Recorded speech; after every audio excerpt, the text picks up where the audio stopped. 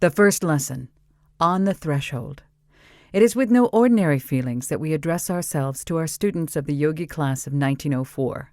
We see, as they perhaps do not, that to many of them this series of lessons will be as seed planted in fertile soil, which will in due time put forth sprouts, which will force their way gradually into the sunlight of consciousness, where they will put forth leaves, blossom, and fruit. Many of the fragments of truth which will be presented to you will not be recognized by you at this time.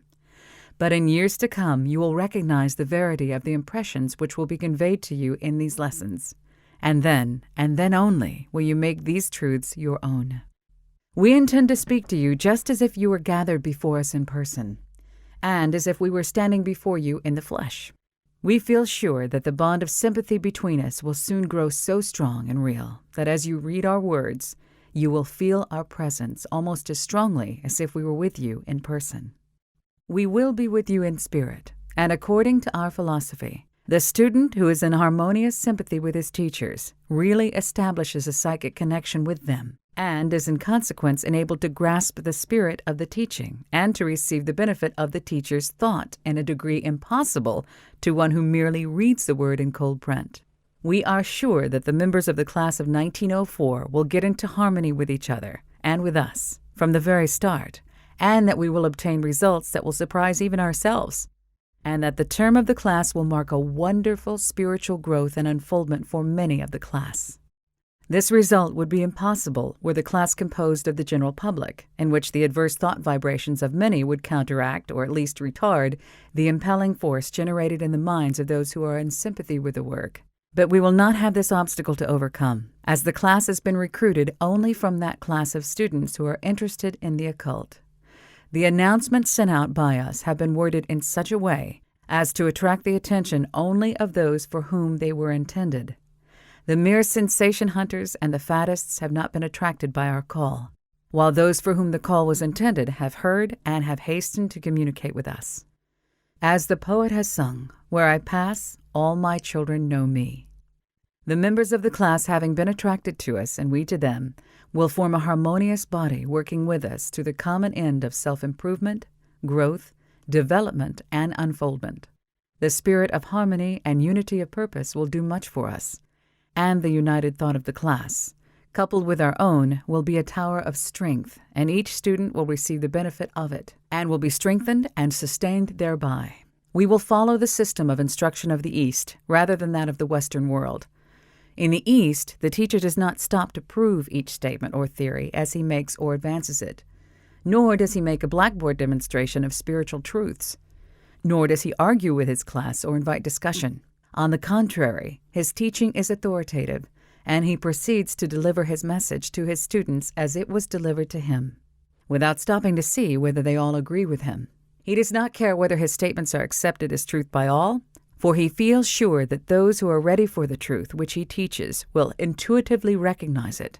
And as for the others, if they are not prepared to receive the truth, no amount of argument will help matters.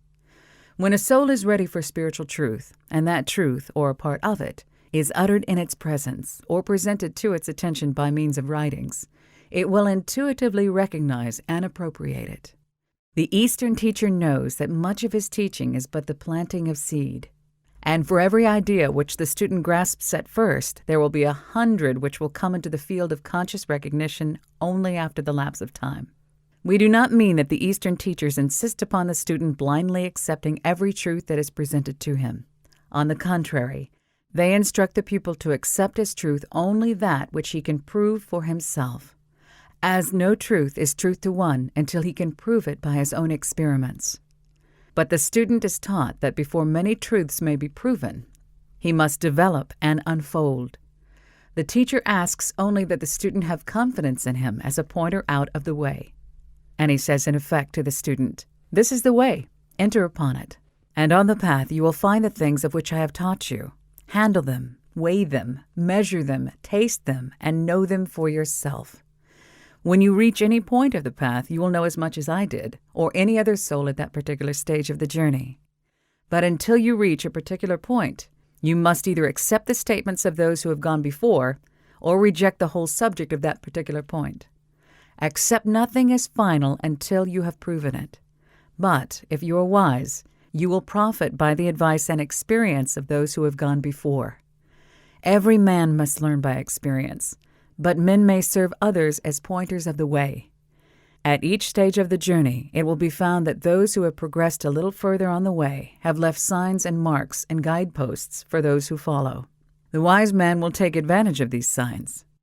I do not ask for blind faith, but only for confidence until you are able to demonstrate for yourselves the truth I am passing on to you, as they were passed on to me by those who went before.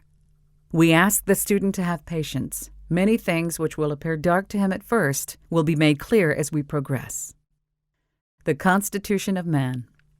Man is a far more complex being than is generally imagined.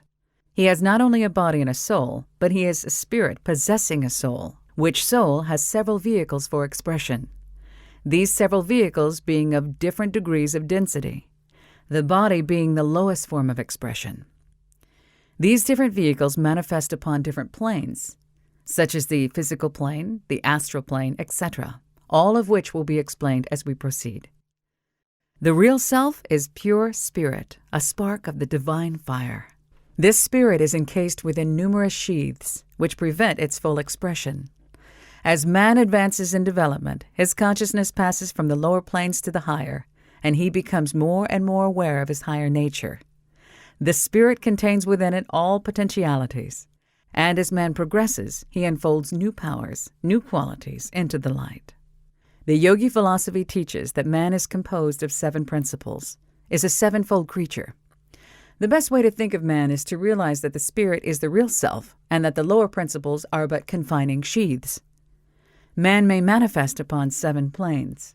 That is, the highly developed man, as the majority of men at this stage can only manifest on the lower planes, the higher planes not having as yet reached by them, although every man, no matter how undeveloped, possesses the 7 principles potentially. The first 5 planes have been attained by many, the 6th by a few, the 7th by practically none of this race at this time. The 7 principles of man, as known to the yogi philosophy, are herewith stated, English terms being substituted for Sanskrit words so far as may be. 1. The physical body. 2. The astral body. 3. Prana, or vital force. 4. Instinctive mind. 5. Intellect. 6. Spiritual mind. And 7. Spirit. We will briefly run over the general nature of each of these 7 principles, that the student may understand future references to them, but we will defer our detailed treatment of the subject until later on in the lessons. Number 1. The physical body. Of all the 7 principles of man, the physical body is of course the most apparent. It is the lowest in the scale, and is the crudest manifestation of the man. But this does not mean that the physical should be despised or neglected. On the contrary, it is a most necessary principle for the growth of man in his present stage of development, the temple of the living spirit, and it should be carefully tended and cared for in order to render it a more perfect instrument. We have but to look around us and see how the physical bodies of different men show the different degrees of development under mental control. It is a duty of each developed man to train his body to the highest degree of perfection in order that it may be used to advantage. The body should be kept in good health and condition and trained to obey the orders of the mind, rather than to rule the mind, as is so often the case. The care of the body under the intelligent control of the mind is an important branch of yogi philosophy and is known as Hatha Yoga. We are preparing a little textbook upon Hatha Yoga, which will soon be ready for the press, that will give the yogi teachings upon this most important branch of self-development.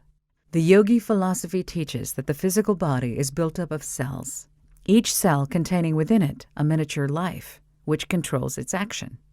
These lives are really bits of intelligent mind of a certain degree of growth, which enable the cells to perform their work properly. These bits of intelligence are, of course, subordinate to the control of the central mind of man, and will readily obey the orders from headquarters, given either subconsciously or consciously.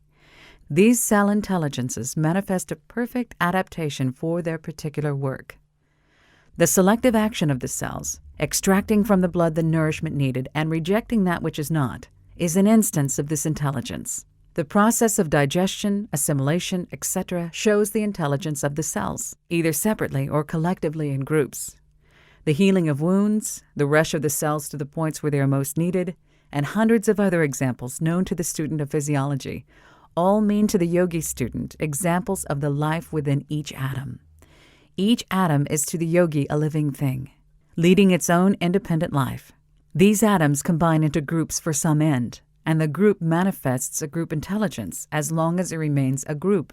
These groups again combining in turn and forming bodies of a more complex nature which serve as vehicles for higher forms of consciousness.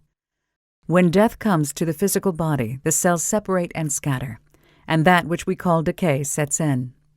The force which has held the cells together is withdrawn, and it becomes free to go its own way and form new combinations. Some go into the body of the plants in the vicinity and eventually find themselves again in the body of an animal. Others remain in the organism of the plant. Others remain in the ground for a time. But the life of the atom means an incessant and constant change. As a leading writer has said, death is but an aspect of life, and the destruction of one material form is but a prelude to the building up of another. We will not devote further space to the consideration of the physical, as that is a subject by itself. And then our students are no doubt anxious to be led into subjects which they are not quite so familiar. So we will leave this first principle and pass on to the second, wishing, however, again to remind the student that the first step in yogi development consists of the mastery of the physical body and its care and attention. We will have more to say of this subject before we are through with this course. Number 2, the astral body. The second principle of man is not nearly so well known as its physical brother, although it is closely connected with the latter and is its exact counterpart in appearance. The astral body has been known to people in all ages and has given rise to many superstitions and mysteries. Owing to a lack of knowledge of its nature, it's been called the ethereal body, the fluidic body, the double, the wraith, the doppelganger, etc. It is composed of matter of a finer quality than that composing our physical bodies, but matter nonetheless. In order to give you a clearer idea of what we mean, we will call your attention to water, which manifests in several well-known forms. Water at a certain temperature is known as ice, a hard, solid substance. At a little higher temperature, it assumes its best-known form, which we call water. At a still higher temperature, it escapes in the form of vapor, which we call steam, although the real steam is invisible to the human eye and becomes apparent only when it mixes with the air and has its temperature lowered a little, when it becomes vapor visible to the eye, and which vapor we call steam. The astral body is the exact counterpart of the physical body and may be separated from it under certain circumstances. Ordinarily, conscious separation is a matter of considerable difficulty. But in persons of a certain degree of psychical development, the astral body may be detached and often goes on long journeys. To the clairvoyant, the vision of the astral body is seen as looking exactly like its counterpart, the physical body, and united to it by a slender, silken cord. The astral body exists some time after the death of the person to whom it belongs, and under certain circumstances it is visible to living persons and is sometimes called a ghost. There are other means whereby the spirits of those who have passed on may become manifest, and the astral shell, which is sometimes seen after it has been sloughed off by the soul which has passed on, is in such cases nothing more than a corpse of finer matter than its physical counterpart. In such cases it is possessed of no life or intelligence, and is nothing more than a cloud seen in the sky bearing a resemblance to a human form. It is a shell, nothing more. The astral body of a dying person is sometimes projected by an earnest desire, and is at such times seen by friends and relatives with whom he is in sympathy. There are many cases of this kind on record, and the student probably is aware of occurrences of this kind. We will have more to say about the astral body and the astral shells in other lessons in this course. We will have occasion to go into further detail when we reach the subject of the astral plane, and in fact, the astral body will form a part of several lessons. The astral body is invisible to the ordinary eye, but is readily perceived by those having clairvoyant power of a certain degree. Under certain circumstances, the astral body of a living person may be seen by friends and others, the mental condition of the persons and the observer having much to do with the matter. Of course, the trained and developed occultist is able to project his astral body consciously and may make it appear at will, but such powers are rare and are acquired only after a certain stage of development is reached. The adept sees the astral body rising from the physical body as the hour of death approaches. It is seen hovering over the physical body, to which it is bound by a slender thread. When the thread snaps, the person is dead, and the soul passes on, carrying with it the astral body, which is in turn discarded as the physical body has been before. It must be remembered that the astral body is a merely finer grade of matter, and that it is merely a vehicle for the soul, just as is the physical, and that both are discarded at the proper time. The astral body, like the physical, disintegrates after the death of the person, and persons of a psychic nature sometimes see the dissolving fragments around cemeteries in the shape of violet light. We are merely calling attention to the different vehicles of the soul of man, his 7 principles, and we must hasten on to the next principle. We would like to speak to you of the interesting phenomenon of the ego leaving the physical body in the astral body while one is asleep. We would like to tell you just what occurs during sleep, and how one may give orders to his astral self to gain information or to work out certain problems while he is wrapped in his sleep. But that belongs to another phase of our subject, and we must pass on after merely whetting your appetite. We wish you to get these 7 principles well fixed in your mind, so that you will be able to understand the terms when we use them later on. Number 3, prana, or vital force. We have said something of prana in our little book, The Science of Breath, which many of you have read. As we said in that book, prana is universal energy, but in our consideration of it, we will confine ourselves to that manifestation of prana which we call vital force. This vital force is found in all forms of life, from the amoeba to man, from the most elementary form of plant life to the highest form of animal life. Prana is all-pervading. It is found in all things having life, and as the occult philosophy teaches that life is in all things, in every atom, the apparent lifelessness of some things being only a lesser degree of manifestation. We may understand that prana is everywhere, in everything. Prana is not the ego, but is merely a form of energy used by the ego in its material manifestation. When the ego departs from the physical body in what we call death, the prana, being no longer under the control of the ego, responds only to the orders of the individual atoms or their groups which have formed the physical body. And as the physical body disintegrates and is resolved back to its original elements, each atom takes with it sufficient prana to enable it to form new combinations. The unused prana returning to the great universal storehouse from whence it came. Prana is in all forms of matter, and yet it is not matter. It is the energy or force which animates matter. We have gone into the matter of prana in our little book previously referred to, and we do not wish to take up the student's time in repeating what we said there. But before taking up the next principle, we wish to direct the student's attention to the fact that prana is the force underlying magnetic healing, much of mental healing, absent treatment, etc. That which has been spoken of by many as human magnetism is really prana. In Science of Breath, we have given you directions for increasing the prana in your system, distributing it over the body, strengthening each part and organ, and stimulating every cell. It may be directed toward relieving pain in oneself and others by sending to the affected part a supply of prana extracted from the air. It may be projected to a distance so as to affect other persons. The thought of the projector sends forth and colors the prana gathered for the purpose and finds lodgment in the psychic organism of the patient. Like the Marconi waves, it is invisible to the eye of man. With the exception of certain persons who have attained a high degree of clairvoyant power, it passes through intervening obstacles and seeks the person attuned to receive it. This transferring of prana under the direction of the will is the underlying principle of thought transference, telepathy, etc. One may surround himself with an aura of prana colored with strong positive thought, which will enable him to resist the adverse thought waves of others, and which will enable him to live serene in an atmosphere of antagonistic and inharmonious thought. We advise students to reread that portion of Science of Breath, which deals with the use of prana. We propose going into greater detail regarding this phase of the subject during the course of these lessons, but Science of Breath gives a good fundamental idea of the nature of prana and the methods of its use, and students will do well to refresh their minds on this subject. We do not wish to weary you by this description of each of the 7 principles, and we are aware that you are impatient to enter the more interesting phases of the subject. But it is absolutely necessary that you obtain a clear idea of these 7 principles in order that you may understand that which follows, and to obviate the necessity of your being sent back to relearn the lesson which you have skipped. We had this idea in mind when we started this class in November 1903, instead of waiting until January 1904, and we gave you the November and December lessons as good measure, so as to be able to reach the more interesting part of the subject by the January lesson. We will leave the subject of prana and will pass on to the next principle. But we trust that you will not leave this part of the lesson until you have acquired a clear idea of prana and its qualities and uses. Study your science of breath until you understand something of prana. The mental principles.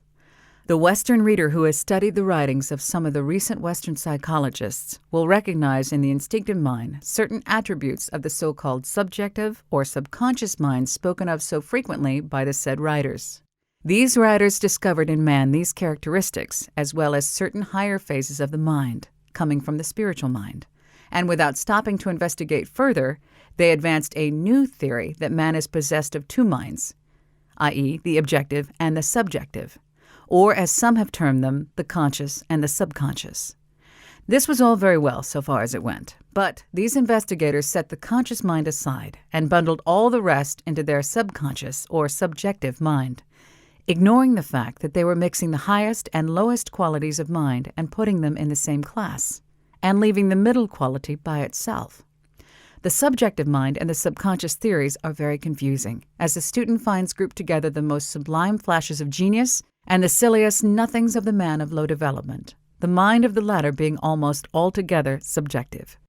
To those who have read up on these theories, we would say that such reading will materially help them to understand the three mental principles of man, if they will remember that the conscious or objective mind corresponds very nearly with the intellect principle in the yogi philosophy, and that the lowest portions of the subjective or subconscious mind are what the yogis term the instinctive mind principle, while the higher and sublime qualities, which the Western writers have noticed and grouped with the lower qualities in forming their subjective mind and subconscious mind theories, is the spiritual mind principle of the yogis, with the difference that the spiritual mind has additional properties and qualities of which these Western theorists have never dreamed. As we touch upon each of these three mental principles, you will see the points of resemblance and the points of difference between the yogi teachings and the Western theories.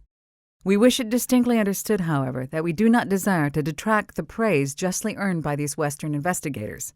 In fact, the yogis owe them a debt of gratitude for preparing the Western mind for the fuller teachings. The student who has read the works of the writers referred to will find it much easier to grasp the idea of the three mental principles in man than if he had never heard of any division in the functioning of the mind of man.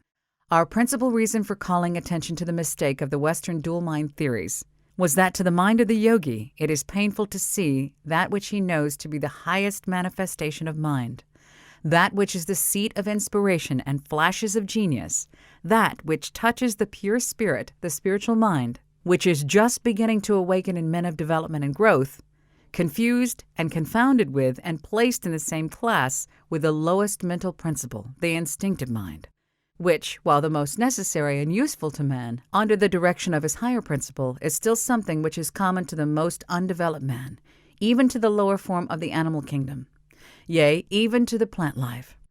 We trust that the student will free his mind of preconceived ideas on this important subject, and will listen to what we say before forming his final opinion. In our next lesson, we will go into detail regarding each of the three mental principles. Meditation. We will give the class a subject for meditation each month. The concentrated thought of the numerous students composing the class cannot help bringing about advantageous results in the direction of spiritual unfoldment and growth. The student should endeavor to give a few minutes each day to silent meditation. He should find as quiet a place as possible, and then sit or lie in an easy position, relaxing every muscle of the body and calming the mind. Then, when the proper conditions are observed, he will experience that peculiar sensation of calmness and quiet, which indicates that he is entering the silence. He should then dwell upon the subject given for meditation and allow it to sink deep into his mind. At such times he will receive more or less inspiration from his spiritual mind and will feel stronger and freer all day. The subject to carry into the silence this month is the reality of the ego, the I. The real I is not the body, but it is the spirit principle. The real I is independent of the body, which is but a vehicle for its expression. It is indestructible and eternal. It cannot die or become annihilated. Do not think of the soul as a thing apart from you, for you are the soul, and all the rest is transitory and changeable. Picture yourself in your mind as an entity independent of the body and able to leave the body. Think of yourself as spirit and of the body as a mere shell built for your convenience. During the period of meditation, ignore your body entirely, and you will find that you will gradually awaken to a sense of the independent existence of the spiritual part of your nature and come to a realization of the real self. Mantrum. A mantrum is a word, a phrase, or verse used by the Eastern people in order to concentrate upon an idea and let it sink deep into the mind. It is similar to the statements or affirmations used by the mental scientists and others of the Western world. The mantram for the month is a verse from a Western poet, Mr. Orr.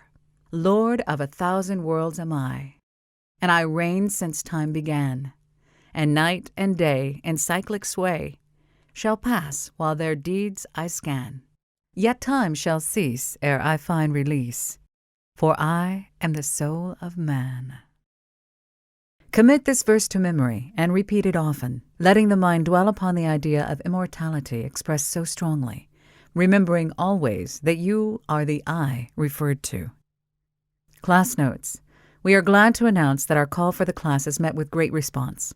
We think that by the time this lesson reaches you, there will have been enrolled at least 1,000 members, comprising students from every state and territory, and several from abroad. This number will draw hundreds of others into the fold, and we feel sure that the class will soon be one of the strongest ever formed in this country. Persons of all shades of religious belief and opinion are with us, all working towards the common end of development, unfoldment, and growth. Speak to your friends about this movement and see whether you cannot interest one or more seekers after truth. But remember, we want only those who feel drawn towards this subject. So please do not attempt to recruit the class with curiosity seekers and others of that kind.